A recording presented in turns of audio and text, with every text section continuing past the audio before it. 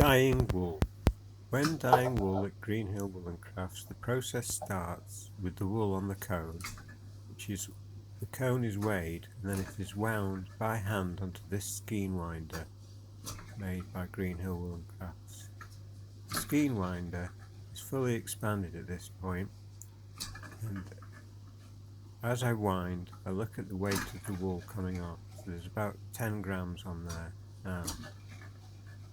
As the weight increases on the skein winder and decreases on the cone, I keep a close eye on where the weight is up to.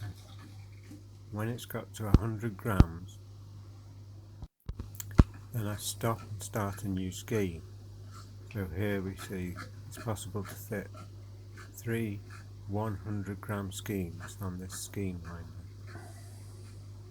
Each skein, when it's at 100 grams, has to be tied around to make sure that it doesn't fall apart during the dyeing process, as the skein goes through quite a lot after coming off the skein winder. So this is wool off the cone, and there we see 300 grams on the skein winder, which must then be washed and then dyed in the pot, and then when dyed is washed again and then has to be dried out on the radiators, all the different colours, purples, reds, yellows.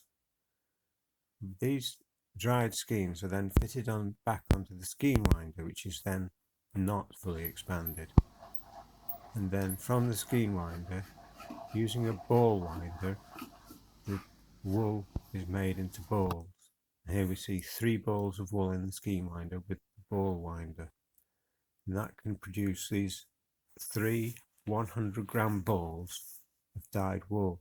There is some colour variation using the hand dyeing process due to the different take up with heat and with that amount of agitation. Eventually we get these balls of wool. These balls are quite uniform, and then they are bagged up ready for sale.